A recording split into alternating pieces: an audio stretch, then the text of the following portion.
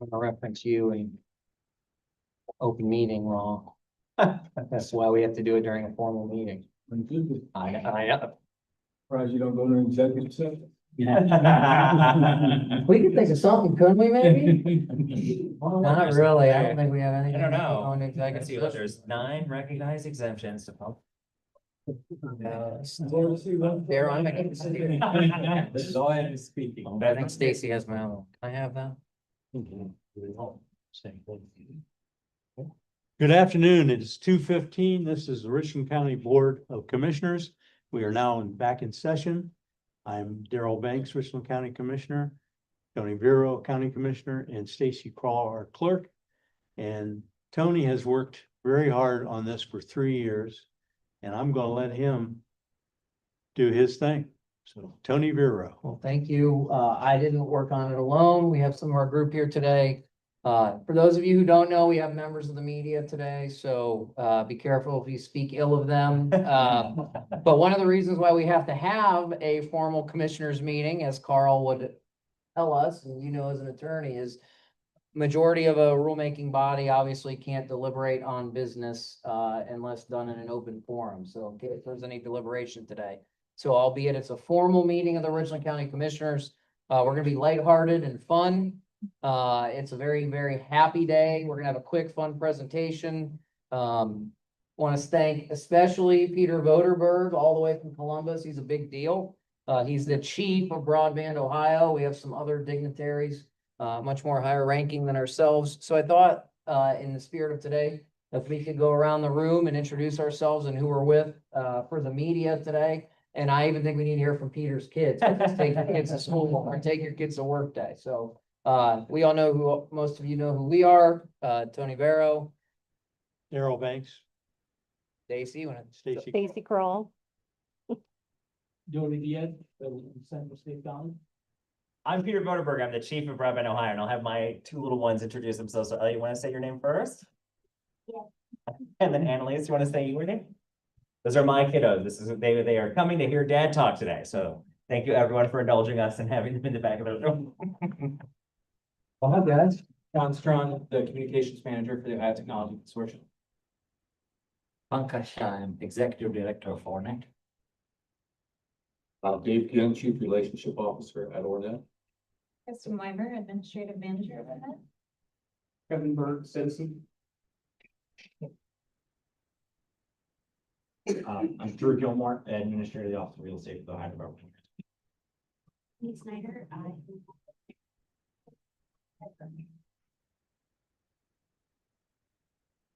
Trace Druna, Director of Ohio Gig.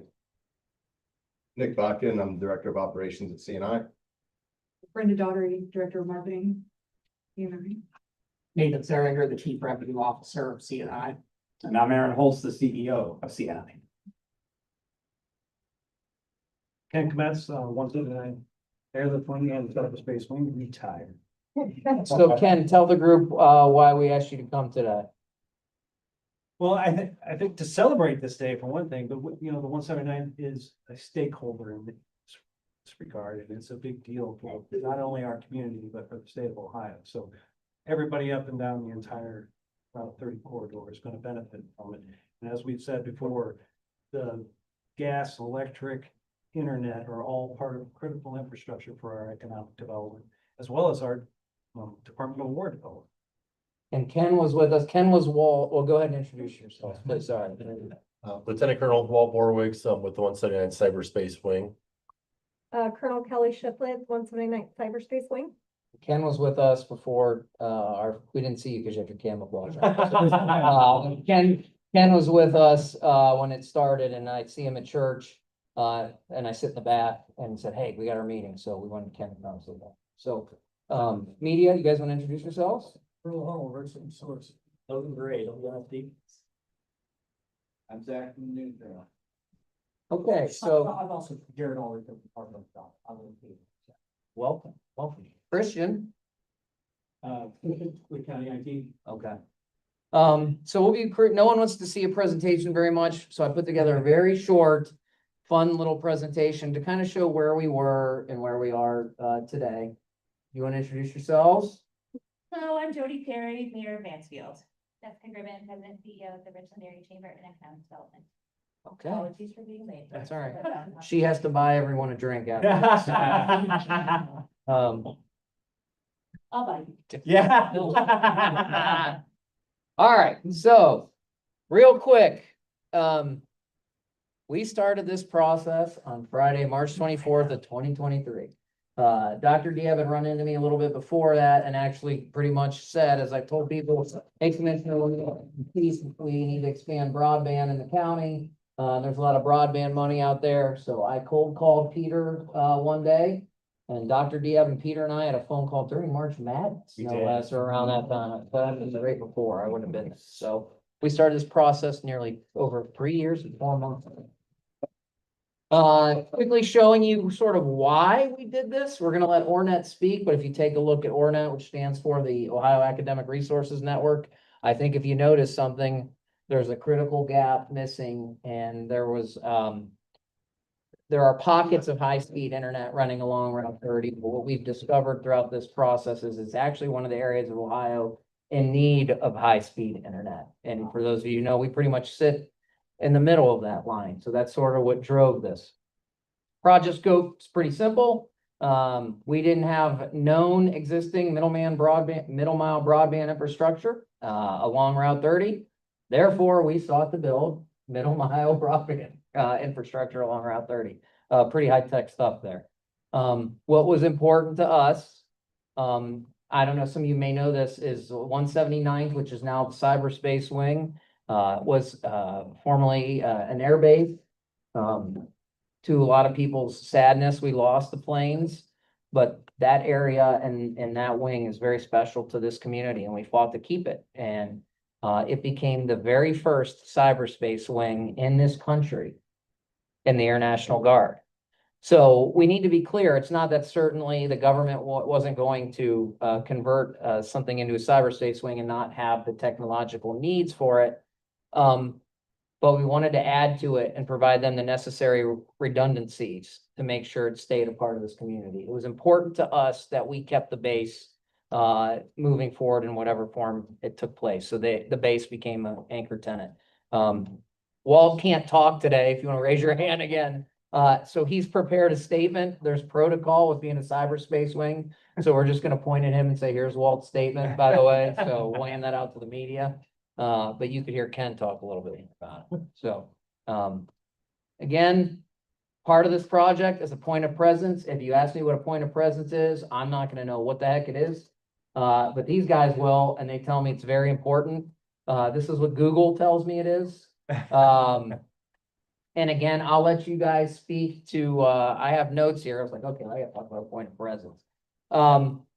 What I understand is it's gonna provide a critical necessity for redundant circuits to the base.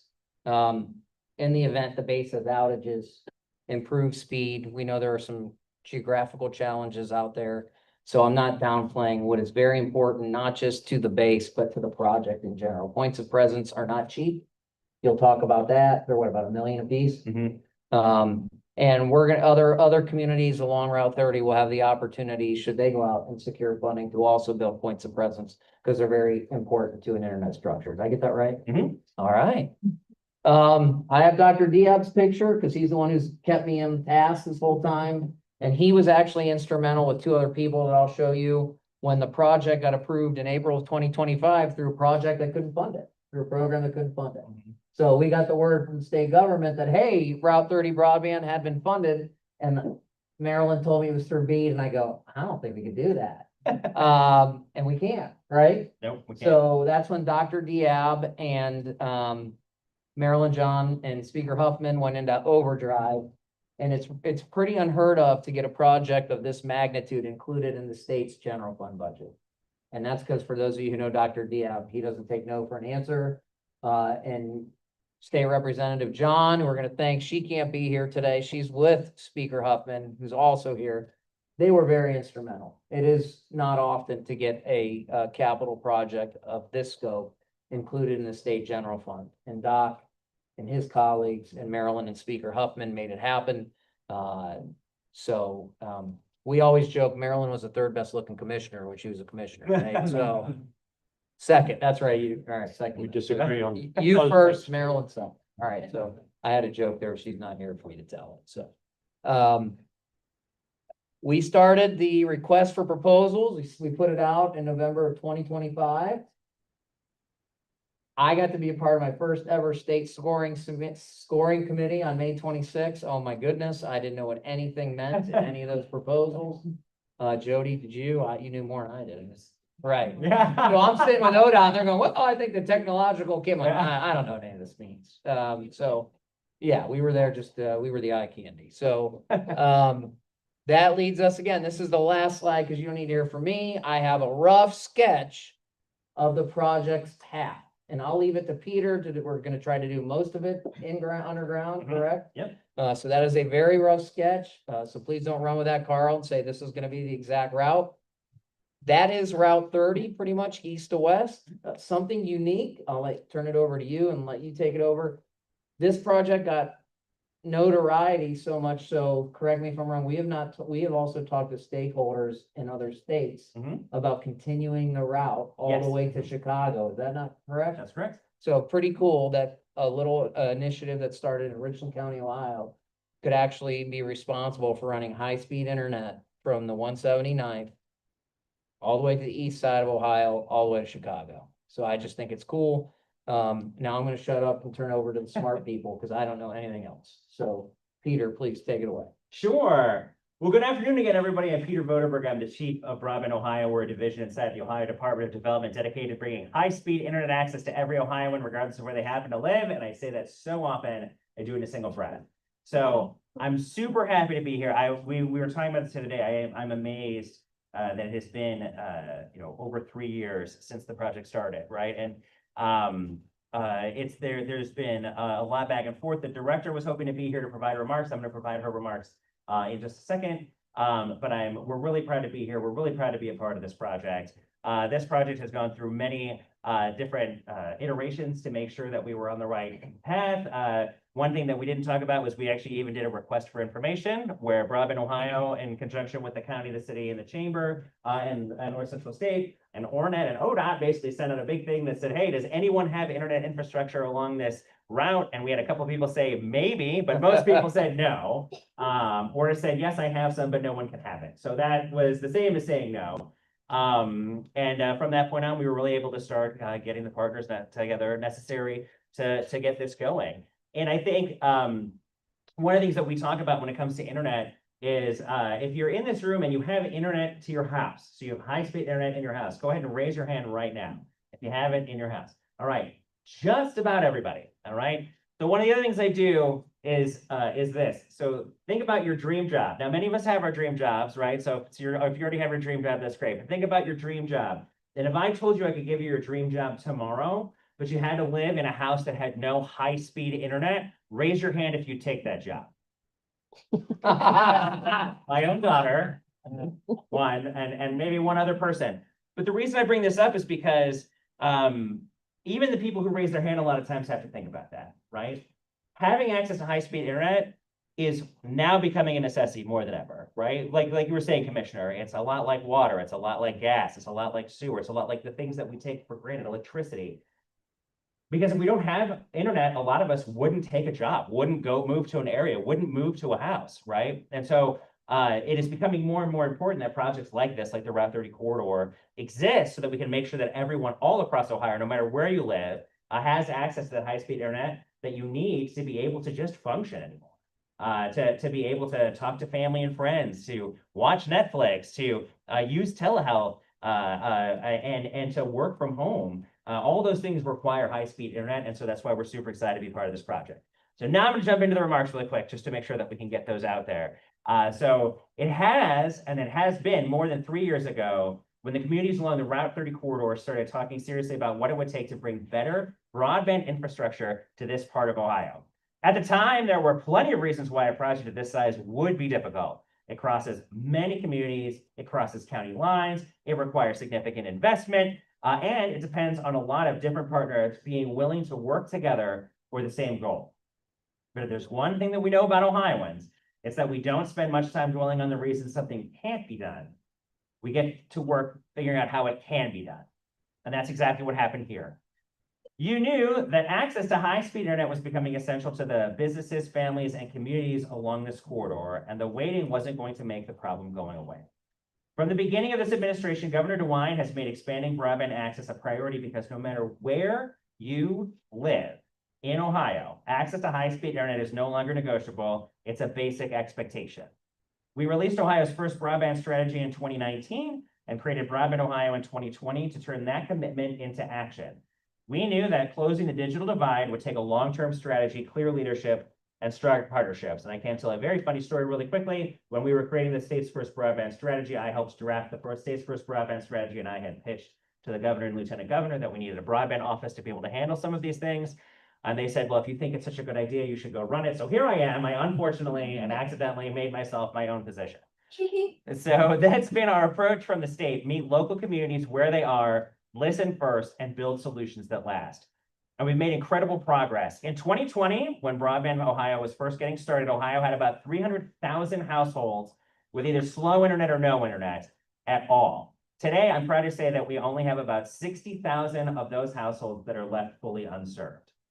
It's a big accomplishment, but we're not finished. Our goal is universal coverage, and this project brings us another big step closer. And here's the thing, we didn't do it alone. Public-private partnerships are a part of Ohio's DNA.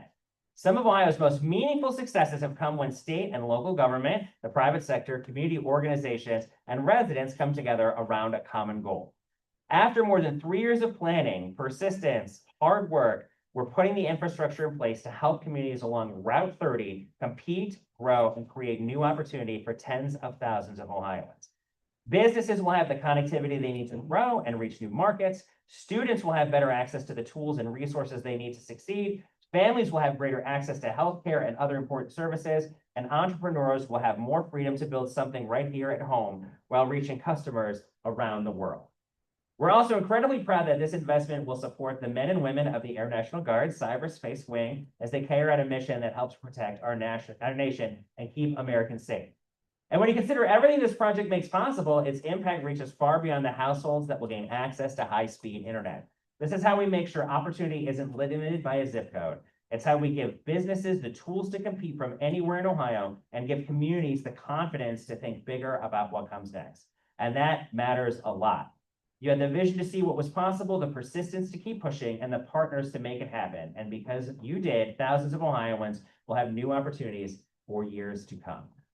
Ohio Department of Development and Broadband Ohio have always been happy and proud to be a part of this project, to support this project, and we're so happy to be here today to help announce that this project has a partner that will help build. So thanks for having us here, and this has been great. I mean, again, it's taken a long time to get here, but here we are. I'm sure Carl or the media will ask, but do we have, you want to provide a little details? I believe we have a signed contract. Sure. Shovels in ground, what this looks like, timetable. This is the smart people questions that I can't answer. Sure, no, that's a great question. As the commissioner stated, we released the RFP in November and we scored it in May. The scoring committee consisted of just about all the partners all along Route 30. That scoring was finished, and CNI with their partner Ohio Gig have been chosen as the folks who are going to ultimately build the entirety of the Ohio Route 30 corridor. We have a contract signed, so they are now on the hook to actually come through with the fantastic work we know they're going to do. We have been partners with them on projects before. We're very excited that Ohio-based companies are the ones that were able to be very competitive in their applications. We're really looking forward to working with them on building the projects.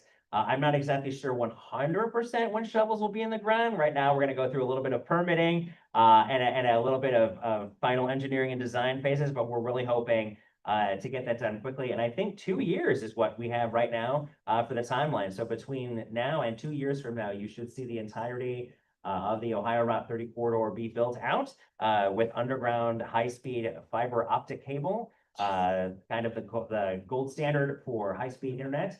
in the United States, and it will enable all sorts of things from the point of presence that we're hoping to work with the cyber wing on, to connecting North Central State and the other universities that are along the route, to all the libraries, all the schools, and everything else in between through our connections with Ornet, and then with our connections with ODOT, they'll be able to do things like intelligent transportation. I'm not going to speak for them, but they could do variable speed limits. There's a whole bunch of things that they could do along the Route 30 corridor as a result You guys want to talk about that? of this. Of this technology. So it's really exciting. It's gonna create a very high-tech corridor here through Route 30 and increase the already very impressive assets that are along the Route 30 corridor. It's gonna make them even more attractive. Thank you. Yeah. So now, again, I'm gonna try to stay off the technical piece, but part of this process is CNI will allow Ornet to have so many spots. I'm gonna be quiet about Ornet. We're gonna turn it over to you guys. I had a whole thing about what Ornet is. I said, why would I do that? with other teams? So, I'm gonna turn it over to Pankaj, who's great, by the way. And also, I should say this, Jody, you'll tell me this about Peter. Peter never says no. I'd love to be his kids. How's it process? I'm calling my Peter. We did that. Sure, why not? I mean, Yeah, of Peter course, says, yeah. I'm not here to tell you guys what you can or can't do. That's So, right. does he always tell you guys yes at home as well? Long time. He told us we could, and we got it. So, I'll turn it over to Ornet, Pankaj, and then we'll turn it over to Aaron Foltz, the CEO of CNI, who is an Ohio-based company, which made us excited. This is truly an Ohio project. So, please, take it away. Thank you, Commissioner. Thank you, Peter. Peter spoke a lot about my prepared remarks, which tells you how often we talk to each other. So I'm going to pick up excerpts from it, but this is truly a wonderful project for Ornet. And like you said, 3 years in the making. So Ornet is division of Ohio Department of Higher Education, and we operate the network that spans 5,500 miles of fiber across the state, just as Commissioner showed in the previous screen. We connect thousands of entities that serve millions of Ohioans, literally, in their daily lives through K-12 and higher education, state and local government, healthcare, libraries, research, public broadcasting, and, believe it or not, emergency communications. We are absolutely woven into the public-private partnership model. So that's in our DNA, which is why we operate so well with Broadband Ohio. The Route 30 project is envisioned by CNI. I picked this number from your write-up, is about 257 miles, plus or minus. I'm so glad you're saying. Otherwise, you'd have to rework on the contract.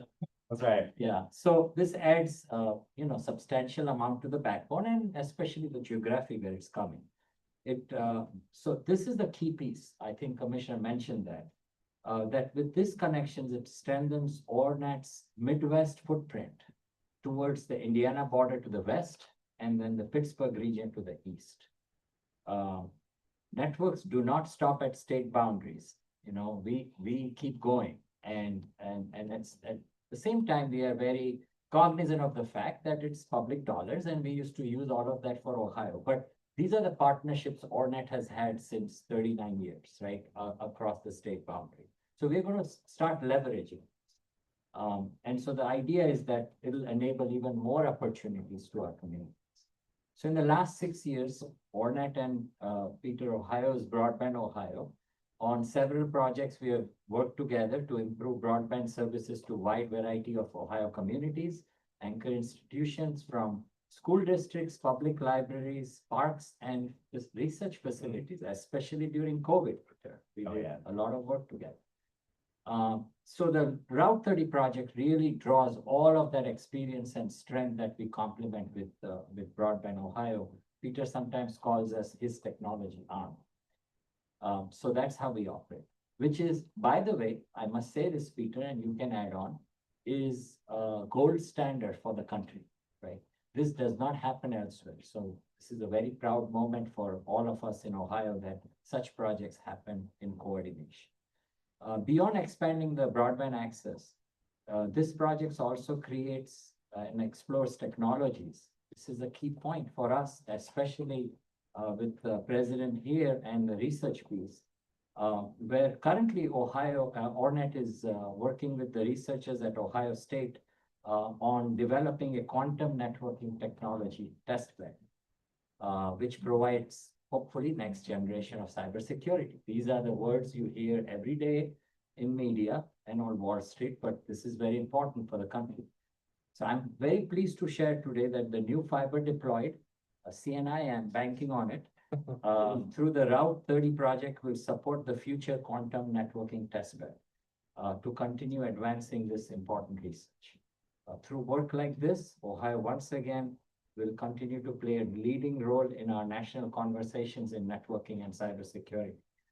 So we are very much excited alongside our partners, state and local government, private sector, CNI and Ohio Gig and others who will help us with the last mile connections. That's the whole idea.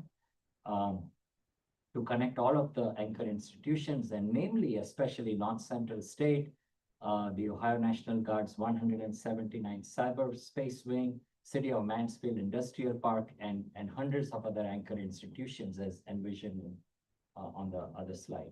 So we are very thankful to the State of Ohio, Broadband Ohio, and Commissioner Vero, and the rest of you for making this project happen and the funding. I think together we are building an infrastructure that will deliver lasting benefits to Ohio and new opportunities for our communities. Thank you. Thank you. All right, CNI, you guys are on the hook, so you're up. It's got Aaron Holtz, the CEO of CNI. CNI, we are shareholder based. We are the consortium of a good portion of the independent telephone companies in Ohio. Many of them are located in Northwest Ohio, not all of them. But we were put together to do phone stuff back in the day in the mid-90s. And this internet thing came along and the shareholders felt, ComNet's our official name, we go by CNI in the marketplace, that CNI would be the best arm to handle this internet that was growing. So we helped build out a network. We have a tech support, customer service, back in the day when you couldn't get online, issue either email, you called into our call center. And as we expanded our services into video and some other things, it became clear that middle mile was important. And middle mile is basically what you see there. Fiber that's connecting these little islands and entities to the greater internet. So early 2000s, we started building out this network throughout Ohio. We've recently completed through Broadband Ohio a large 100/400 gig deployment that increases the ability for users at home to really have those high speeds that they need. And we see this as just an extension of building out that high speed network, as well as building critical infrastructure and benefiting the citizens of Ohio. We're based in Wapakoneta, Ohio, if you know where that is, the boyhood home of Neil Armstrong, as our claim to fame. But we certainly have many entities along the Route 30 area. Our shareholders and other companies and partners that we do business with, including Ornet.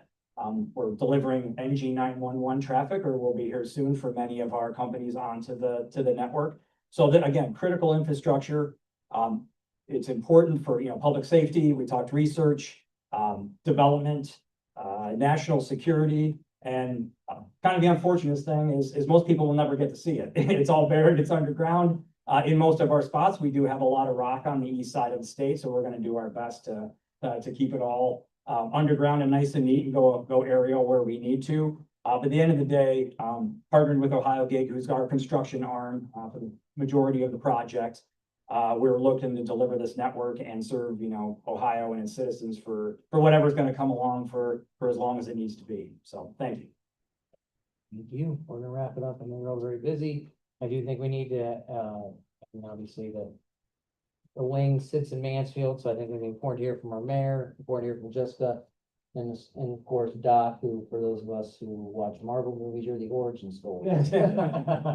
We'll wrap it up with you three, and then obviously, you don't know Carl, he's gonna have questions. So, go ahead, Mayor, Jess, and we'll go to Doc, and then we'll turn it over to questions.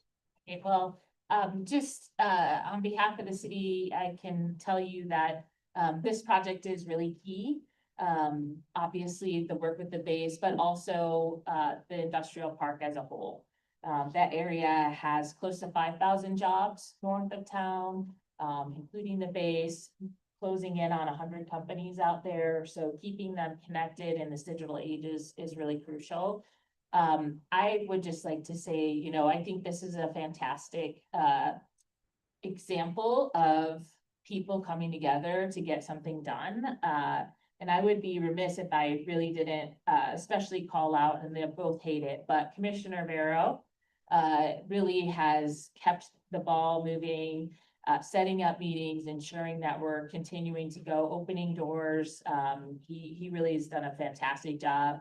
And Dr. Diab, of course, I think he has been speaking about this for a long time in the community, and he's so passionate about ensuring that we're raising our educational attainment levels in the whole county and area.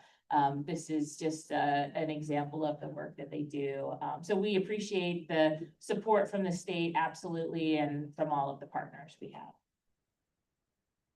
Yeah, I'll just add, I was part of the chamber as this all started, but not in the position that I'm in today. I know Barrett Thomas put a lot of work into this group as well. And this project, I mean, it died 1,000 deaths, right? But it truly did. But it was the perseverance of the people in this room that really kept it alive and kept it going and got it to this point where, again, it's going to be a great asset for us to talk about as we're talking to companies and trying to get them to locate here. It's just another feather in our cap along the 30 corridor. So thank you to all of you for all of your work. I had nothing to do with it other than cheerleading from the side, but really excited that this is happening. So thank you to all of you for your perseverance.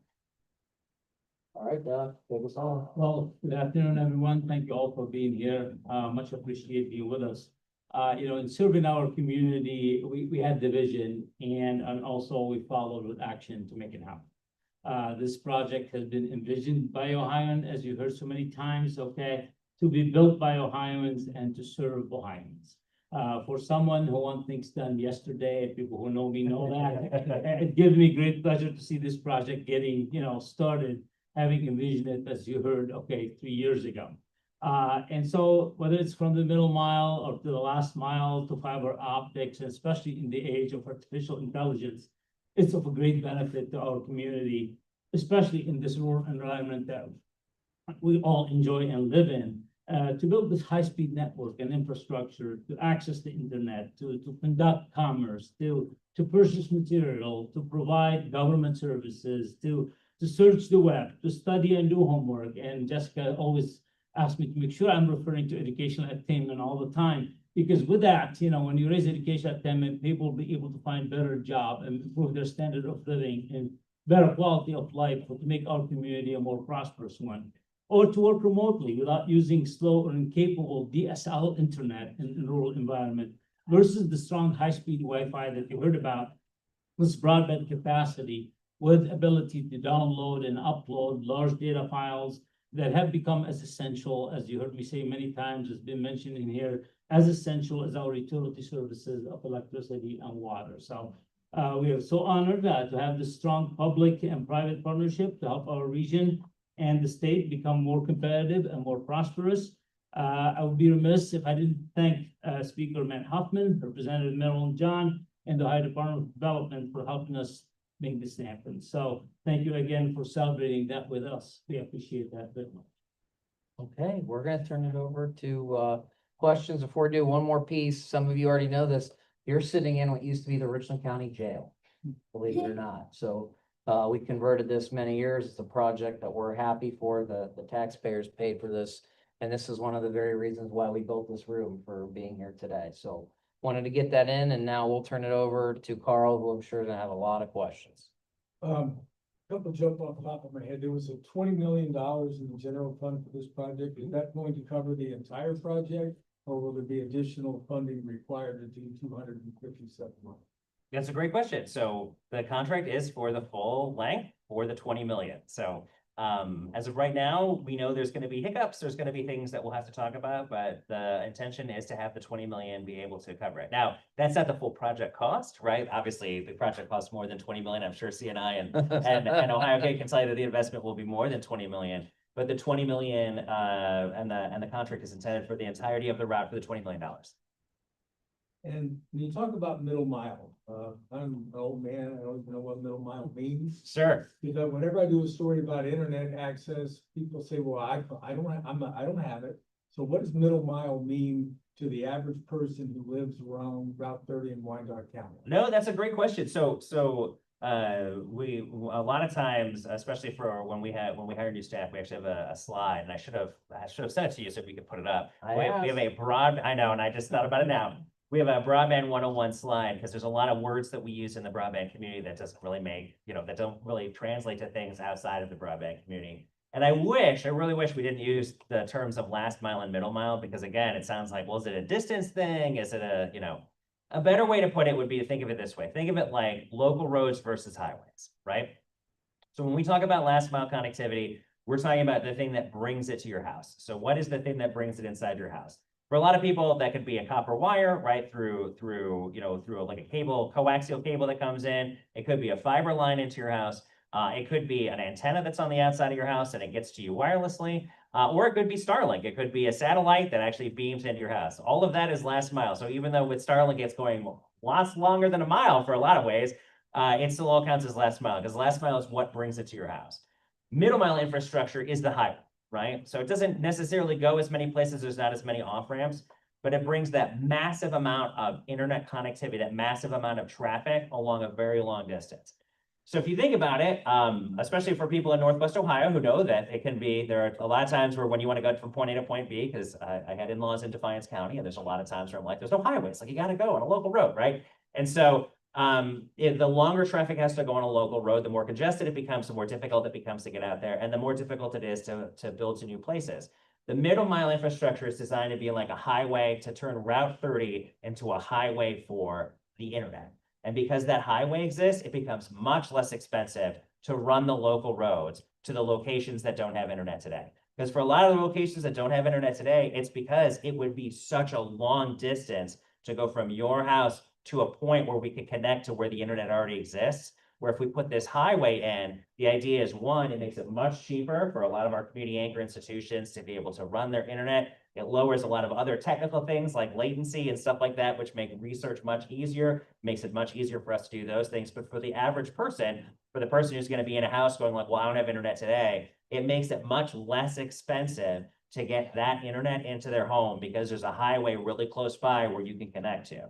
And the great news is part of the contract makes sure that that CNI and Ohio Gig for the next, I think it's 20 years, will make sure that they are offering that middle mile infrastructure at commercially available rates. What has happened in other places is someone will build that highway, but if they just use it themselves, right, if they only use it for their own people, or they only use it for a data center or something like that, then it doesn't really help the community. And so this project is designed to make sure that that highway stays open and public, so that when people want to come in and provide internet to the greater community, they have a place to go where they can connect at a low rate so that they can make that available to people in their homes. And where does it start and what's the construction plan? Are you starting on the east and going west? I'll go back to you guys on that. Going both. Yeah, we're still working through that plan. We're working with ODOT. We recently just had a meeting with them. The first big piece is permitting. And so the whole paperwork thing has to happen before we can do anything. So I think our goal is obviously to go the entire route and put in for permits. And I think we'll start to look at who comes back first, who's ready to go, what makes sense. Ohio Gig has quite a large construction arm. So we might be able to do it in multiple locations at once rather than like starting on the east and moving all the way west. We know our eastern half with the rock is going to be slower going. On the western half, pretty much kind of from where we're at out west, it's a lot easier to plow. We'll be in the right of way of almost the whole route, which speeds things up tremendously once we get going. We obviously have to kick off and go to the cyberspace, and we have to hit North Central. There's another data center we actually have to get to in the Mansfield Park, and our actual data center where we need Ornet in Lima, Ohio is kind of the main points we're going to hit. All very near 30, but require us to veer off and then do some things. So do we have that's our plan. Paperwork's going to probably dictate where we get started.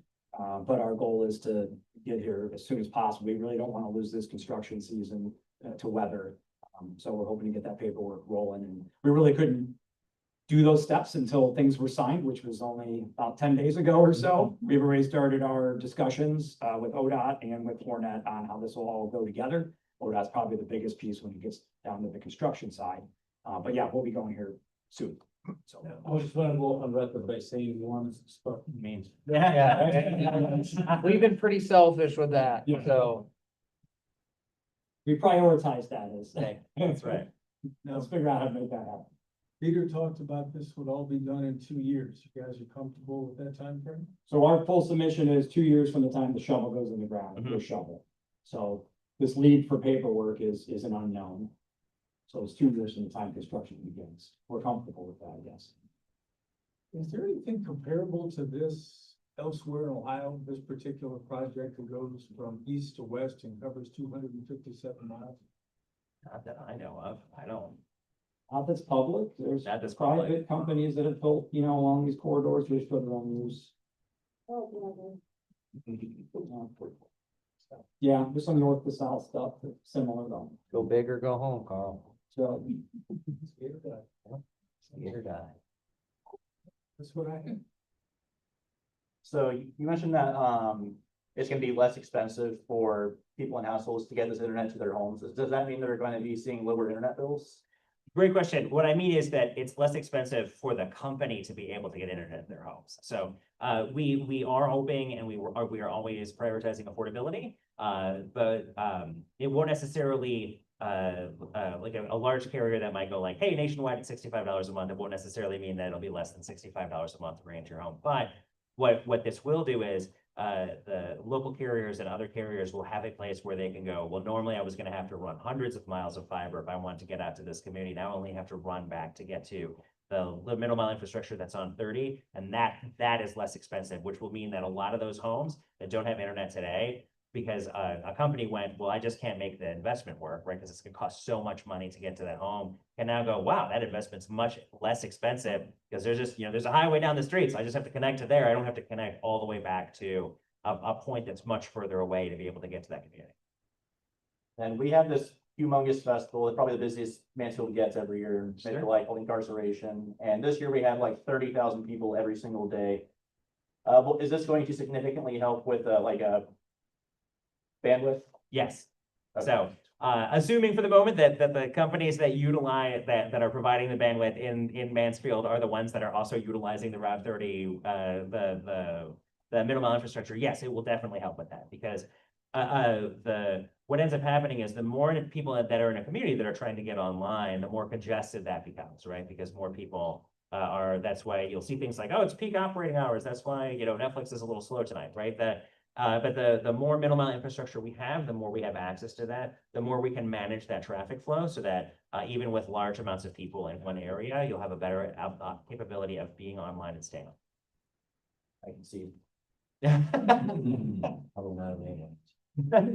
All right.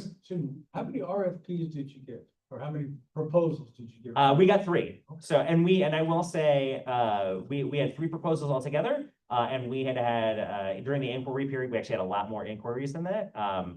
So people were very interested in this project. I think the 3 was a good amount. I mean, we had really good proposals.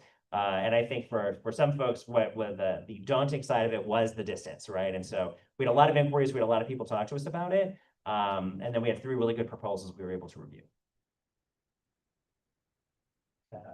Is it gonna be buried literally right next to Route 30?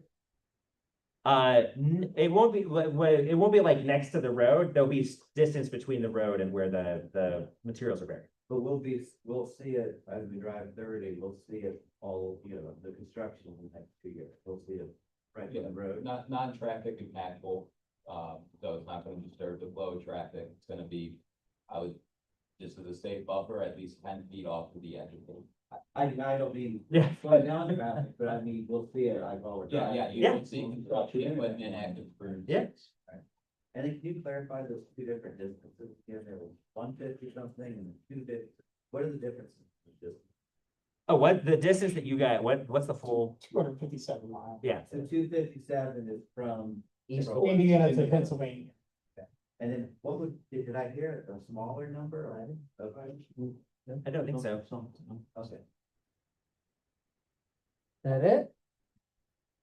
Okay, well, Daryl? Yeah, it's 2:59, and if there's no other questions, we will stand adjourned. Thank you all for Thank you, coming. thank you all for coming. Appreciate it. Different schedule, huh? Thank you. 1:15 to 2 o'clock, Carl. Right.